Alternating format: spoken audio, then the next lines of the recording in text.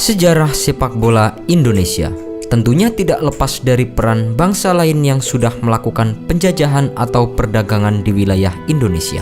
Pertama kali dalam sejarah sepak bola Indonesia, bahwa Cina lah yang sudah memperkenalkan permainan sepak bola kepada Indonesia untuk menunjukkan bahwa negeri tirai bambu Cina juga tidak kalah superior dibandingkan dengan negara-negara yang ada di Eropa seperti Belanda. Selain memiliki keinginan untuk melakukan perdagangan, Cina juga memiliki andil yang begitu besar dalam sejarah sepak bola Indonesia. Tercatat bahwa pada tahun 1915 telah terdapat banyak klub atau perkumpulan sepak bola yang berdiri dan didirikan oleh warga Tionghoa. Bahkan di tahun 1920 terdapat klub seperti UMS Jakarta dan Surabaya yang telah menjadi klub terhebat dalam persepak bolaan Indonesia atau yang kala itu masih dikenal dengan Hindia Belanda. Kehebatan Indonesia pada masa itu ternyata sudah sampai pernah ikut dalam kancah Piala Dunia tahun 1938. Dalam perjalanan sejarah sepak bola Indonesia terdapat beberapa peristiwa penting untuk dicatat, yaitu berdirinya Asosiasi Sepak Bola Indonesia yang bertugas untuk menaungi klub sepak bola yang ada di Indonesia.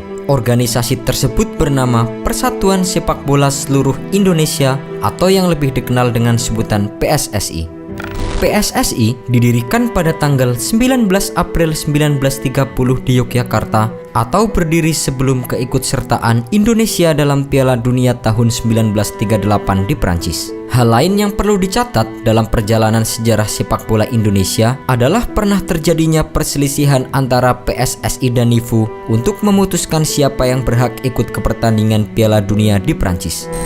NIFU adalah sebuah asosiasi sepak bola yang didirikan oleh Belanda kala masih berkuasa di Indonesia. Pada waktu itu, Suratin Sastrosugondo menginginkan pertandingan antara PSSI dengan NIFU. Akan tetapi, FIFA langsung mengakui badan kerjasama PSSI dan NIFU sehingga nama yang dibawa ke Prancis bukanlah Indonesia melainkan Hindia Belanda. Suratin Sastrosugondo merupakan salah satu tokoh penting dalam terbentuknya organisasi PSSI. Beliau berkeinginan untuk mewujudkan Sumpah Pemuda sebagaimana yang dilakukan pada tanggal 28 Oktober 1928. Menurut beliau, sepak bola adalah cara yang sangat tepat untuk meningkatkan semangat rasa nasionalisme pemuda untuk melawan penjajahan Belanda. Kemudian, Suratin Sastrosugondo juga merupakan sosok yang memutuskan hubungan dengan NIFU secara sepihak dalam kongres yang diadakan di Solo pada tahun 1938. Pemutusan hubungan ini merupakan imbas dari kekesalan beliau karena pada setiap keikutsertaan Indonesia dalam pertandingan sepak bola ternyata selalu memakai bendera NIFU atau Belanda.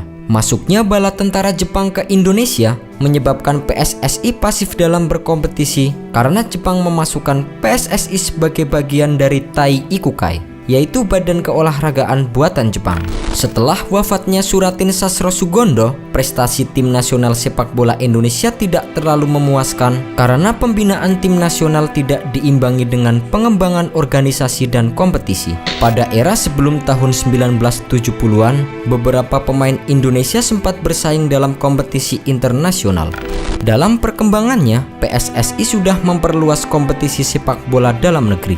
Selain itu, PSSI juga aktif mengembangkan kompetisi sepak bola wanita dan kompetisi dalam kelompok umur tertentu.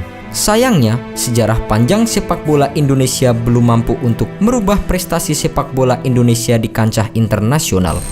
Bobroknya manajemen internal PSSI menjadi salah satu faktor keterpurukan sepak bola dalam negeri.